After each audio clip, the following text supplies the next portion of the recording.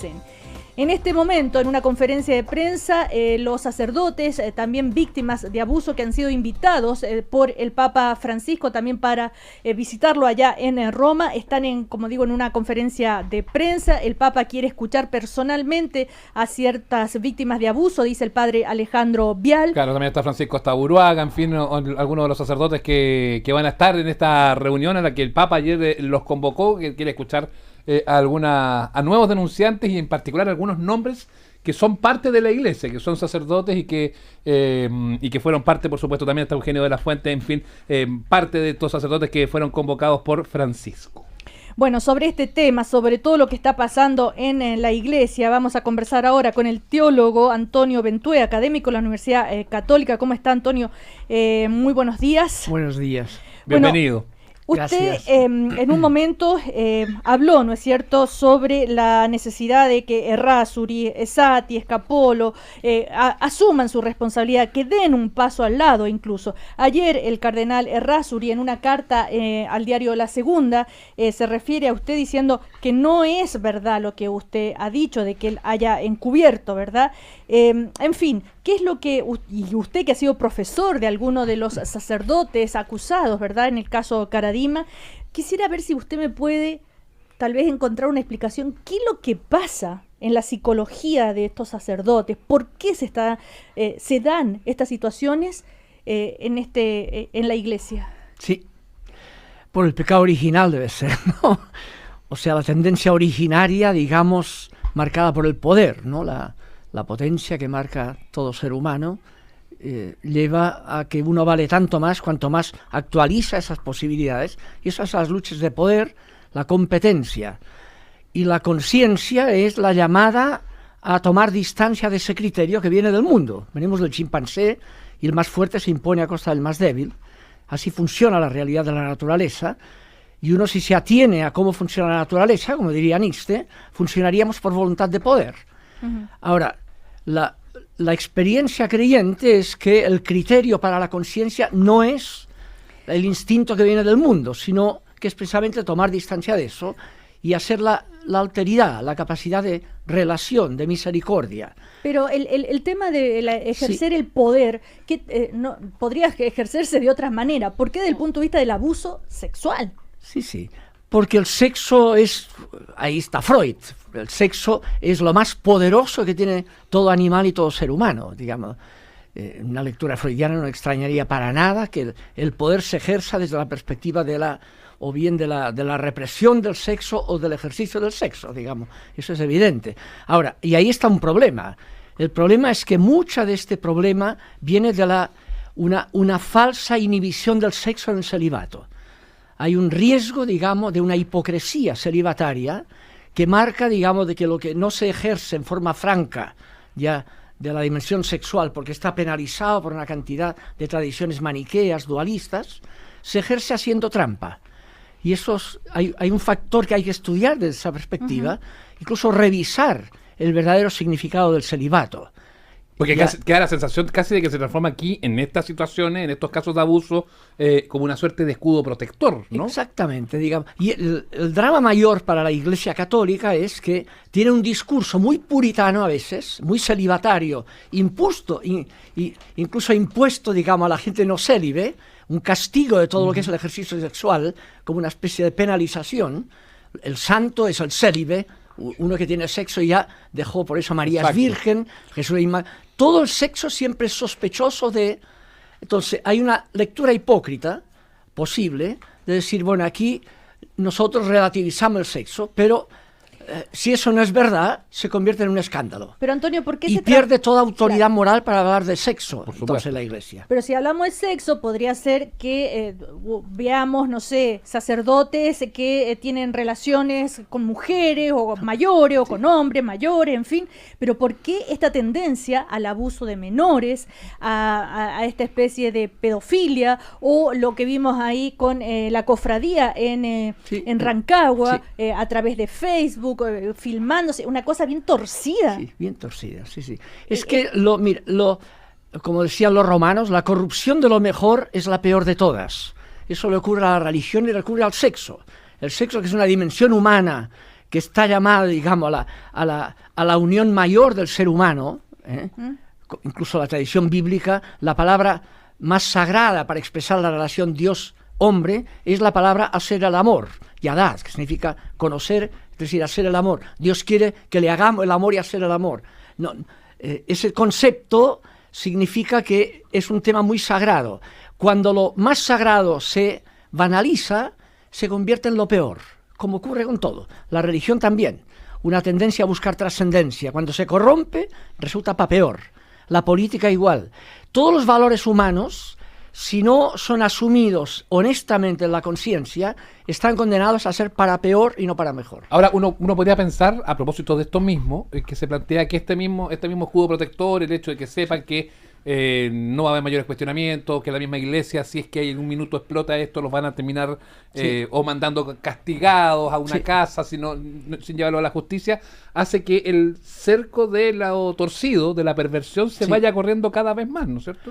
Bueno, obviamente. Ahora, el tema es la conciencia. Cuando hablamos en teología y en la fe, hablamos es el momento del Espíritu Santo. El Espíritu nunca lo ha visto a nadie, como a Dios tampoco, ¿no?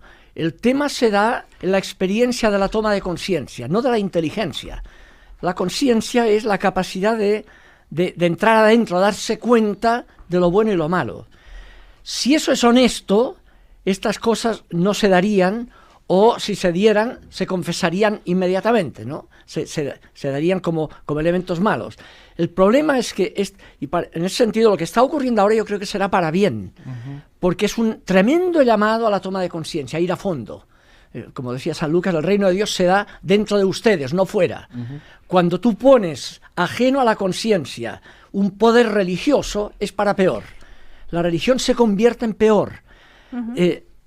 Con riqueza al servicio de la religión, toda la corrupción mundana, lo que llama el Papa la espiritualidad mundana, que es espiritualidad, pero la religión es a veces ponerle agua bendita a los peores instintos del ser humano egocéntricos, ¿no? Y esa religión es falsa, y eso fue Caradima, y eso está en los legionarios, con Rade. Mucha religión camuflando falsa conciencia, trampa. Y entonces la religión es para peor, es opio del pueblo. Y es funcional a poderes mundanos. Lo que hay que hacer es ir a la raíz, no poner más religión. Al contrario, criticar la religión. ¿Qué es la tradición profética? Jesús lo mató la institución religiosa presidida por el sumo sacerdote. Mira si es peligrosa la religión. Que eso es quizás la respuesta que se da también a la pregunta que se hacen muchos católicos en particular. Obviamente. ¿En qué minuto se le perdió el rumbo a la iglesia? ¿En qué minuto se le perdió el rumbo a los curas? Se le perdió el momento en el siglo IV, cuando la iglesia, que es martirial después del mártir Jesús, digamos, se da cuenta a las comunidades que el valor está en dar la vida por los demás, no en tener poder para quitarla, todo lo que implica.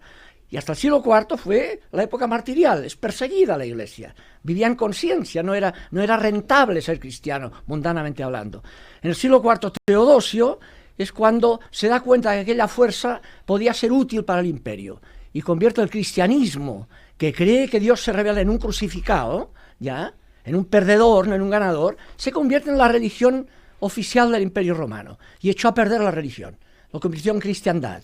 Y de ahí viene penando desde el siglo IV todo el tema del Vaticano. Todo este tema, la raíz principal está en el Vaticano, porque lo de Caradima, sin que en el Vaticano hubiera criterios de poder con mucha religión, no se habría podido dar lo de Caradima o lo de Rancagua. Hay un problema de fondo, que es cómo quitar el concepto de poder religioso. Antonio, pero usted que ha sido profesor, Sí. que hay 3 sacerdotes, ¿no es cierto?, involucrados en el caso de Caradima, que fueron sus alumnos. Quiere decir que todas las enseñanzas, perdone que lo me exagere, las enseñanzas suyas son un fracaso, entonces. Bueno, claro, todo pasa por la conciencia. Ninguna enseñanza pero vale nada si no llega al corazón de la gente. Pero usted, ¿qué recuerda de ellos como alumnos? Yo de recuerdo... hecho, usted les envió una carta una vez. Sí. Recuerdo que les dije que había hecho un curso sobre un tema bíblico y que ellos estaban ahí. Recuerdo a uno más que otro, ¿no? ¿A quién? A Barros lo recuerdo, que lo tenía al lado. No hablaba mucho él, pero... Y en función de eso, pero eso es una captatio benevolencia. Yo partí así como para decirles, a título de que yo me dirige a ustedes diciéndoles eso, fue en marzo del 2015, antes de tomar posesión de Barros. cuando yo les escribí eso, en previsión de que aquel tema podía explotar como de hecho ha explotado, digamos. Nunca me imaginé yo que sería anticipador de algo que ocurriría 4 años más tarde, ¿no? Y ahí lo mandé con carta, con copia para el nuncio y para Esati. ¿Y qué pasó? Esati me contestó una carta más bien apoyándome, hay que decirlo, el 2000, y se sabe que Esati no estaba de acuerdo con ellos y por eso no fue a la toma de posesión de Barros, ¿no? Ahora, el tema es cuánto encubrió, no es otro tema, ¿no? En cambio, no, el Ivo Scapolo obviamente no me dijo nada y no tenía por qué, no me contestó. Como los obispos, Barros nunca me contestó, Valenzuela me habló por teléfono, hablé con él. ¿Qué le dijo? Diciendo que le penaba y cómo decía yo eso, si éramos lo conocía, yo digo, bueno, yo me atengo a la carta de la cosa, ¿no? Y ya tengo una carta muy larga, un poco ajena a lo que yo le había dicho, diciéndome que era buena persona, digamos. Mira. Ese fue Koliatich. Exacto, la carta muy larga, y yo le contesté también, pero no era el tema, ¿no? No era el tema. O sea que usted Ahora, desde esa época ya les recomendaba, les solicitaba que dieran un paso al lado, que reconocieran. Porque ahora la razón, y aprovecho lo que me dijo que yo no sabía lo del cardenal Errázuriz, yo nunca dije que eran encubridores, no está en mí, yo no sé. Solo que dije que le hace un daño a la Iglesia precisamente por la sospecha que hay eso, por acción o por omisión. Y el cardenal Errázuriz yo dije que tendría que dar un paso al lado, porque el problema es tan gordo que por acción o por omisión, parece que hay más omisión que acción quizá, pero ciertamente que hay cosas que, como Goica ahora, claro, por omisión le están interpelando. Lo que dice Francisco Javier Errázuriz en la carta ayer a la segunda es que, por último, la afirmación de Antonio Ventué de que yo tapé a obispos chilenos que funcionan al revés es falsa, arbitraria y calumniosa. No, yo dije por acción o por omisión que sería bueno que renunciara, y él lo veo más claro todavía que Sati, obviamente, por todo el antecedente. Y eso corresponde a la información de que yo dispongo. Yo nunca con Errázuriz, a la información de que ha salido de las víctimas y de la gente, aparece claro que si es así, si es Sati, porque Errázuriz con el nuncio, y está tan cercano al Papa, yo sí me acuerdo que habla de calumnia a él, que usó ese término o equivalente cuando vino el Papa, él habló de que todo esto era falso, que era como una calumnia, un término que usó el Papa sí. también. Y por tanto ahí yo me atengo de que, claro, decir eso desde la perspectiva actual, tendría que decir, no, yo me equivoqué al menos en decir que era una calumnia, porque no lo era, ¿no? Claro, pero lo acusa usted de calumniarlo. No, yo me atengo a lo que... yo creo que es un bien para la Iglesia que él renuncie, porque por acción o por omisión es corresponsable. Como es lo mismo que le dije a los obispos. Yo nunca imputé a ningún obispo que él era encubridor, yo no sé. Lo que digo, por el bien de la Iglesia, dada esta situación, es legítimo, incluso les dije, y conviertan el escándalo que producen en testimonio evangélico creíble. Y lo mismo diría el cardenal Errázuriz, que convierta este escándalo, esta sospecha que hay en la Iglesia, le guste o no le guste, sea verdadero o falso, renunciando convirtiendo el escándalo posible en testimonio evangélico creíble, que quede claro que no se aferra al poder, ¿ya? Y si es inocente, tanto mejor. Claro, más testimonio evangélico es todavía. Por supuesto. ¿Ya? Entrego en el fondo, porque no me aferro al cargo más allá de que yo no haya tenido un vínculo. Exactamente. Ahora, Antonio Ventué, teólogo, académico de la Universidad Católica, está conversando con nosotros lo que ocurrió en Rancagua, lo que se supo ahora del funcionamiento de la llamada cofradía, que tenían una organización, la abuela, la tía, las primas, la sobrina, también, algo así, ¿no? Es de una sordidez bastante impresionante. Por la cual hay 14 sacerdotes suspendidos en este minuto, sí, claro, por Alejandro Goich, el obispo de Rancagua. Ahora, sí. podríamos esperar tal vez que esta especie de liberación de muchas víctimas que ahora se atreven a denunciar, esto podría llegar a... Uno puede pensar, esto pasa en todo Chile, bueno, de hecho sabemos que en muchos países, pero si hablamos de Chile, esto pasa tal vez en cientos de parroquias. Están apelando en Argentina, ahora lo mismo, digamos, en Australia ya condenaron civilmente a un obispo, a un arzobispo. Pero si volvemos a Chile, esta situación de Rancagua, ¿a usted en lo personal le sorprendió? Me sorprendió por el obispo, a quien aprecio mucho, digamos, y que es un hombre, uno de los obispos buenos que teníamos, digamos, está renunciado por edad, y de repente a él mismo le sorprendió. Yo creo que ha sido por pajarón, más que por... Hay encubrimientos que son voluntarios, sospechosos de que... Ahora, yo Yo creo que él podía y debería haberlo sabido. Una cosa que tiene una pirámide de esta forma y que funcionaba y que había gente que lo sabía o sospechaba, era como para verlo más de cerca, obviamente. Ahí se pasó de pajarón de confiado. Lo bueno que es lo transmite a que él se fía de la gente. Claro, y ahora se encontró que no se podía fiar pajaronamente de la gente. Lo que plantea ahí Goich además es que él no había estudiado para ser detective. Yo no soy detective, soy pastor, dijo. Pero me refiero, si lo hubiera sabido algo, sin ser detective, solo asumiendo los rumores que había, podía ya haber hecho lo que ha hecho ahora, que al tiro de 2 días en adelante detectó los 14 vinculados. Eso requiere una cierta investigación que la pueda hacer rápidamente. Ya. Está el caso el sacerdote O'Reilly, que se reabre su caso. Recordemos que él ha sido condenado por la justicia, acusado de abuso sexual, y el Vaticano ahora reabre el proceso canónico. ¿Por qué se cerró? ¿Por qué tantos años? Bueno, ahí está el riesgo, la sospecha, como quieran llamarlo, de que el poder sabe inhibir ciertas cosas, ¿no? Detrás de O'Reilly hay mucho poder. Yo creo que ahí está la ambigüedad. Los legionarios de Cristo marcan la típica ambigüedad de la iglesia poderosa, que eso es cristiandad, no es cristianismo. Esas instituciones que fueron muy apoyadas por el cardenal Sodano, que es el que está detrás de todo el problema de Chile. El encubridor principal de todo esto es el cardenal Sodano, que pudo haber, si él no hubiera apoyado a Caradima, pero él lo apoyaba y él estaba apoyándolo y todo. Incluso yo leí una vez, después de que el fundador de los legionarios ya fue destituido por Benedicto XVI, defendiéndolo él, diciendo que eso es un pecado, que Dios solo es el que juzga y que algo bueno debe tener, porque mira, por sus frutos los conoceréis, mira lo que resultó. Entendiendo por bondad el poder que hay detrás de los legionarios, lo cual es la ambigüedad de los legionarios, es lo menos cristiano que hay. Este Papa está apelando a rechazar las teologías de la prosperidad. El error que hay ahí es pensar que donde hay éxito mundano, señal que Dios te bendice. Esa es la peor barbaridad, lo más anticristiano que hay. Y hay instituciones religiosas que están cayendo en el mundo católico y en el mundo evangélico. Predicadores evangélicos multimillonarios y en nombre de Dios exhibiendo que Dios está con ellos porque tienen tanta plata. Eso es una barbaridad anticristiana. Antonio, pero en el ambiente que usted se desenvuelve como académico en la Universidad Católica, como teólogo, tendrá varias conversaciones con el mundo de la iglesia, me imagino. ¿Estos temas se conversaban hace 15 años, hace 10 años? Sobre el poder que usted está mencionando de los legionarios de Cristo, sobre, en fin. Obviamente, en los años 70, el tema ese del poder incluso fue vinculado, durante el comienzo de la dictadura, el año 73, a lo que eran las teologías de la liberación.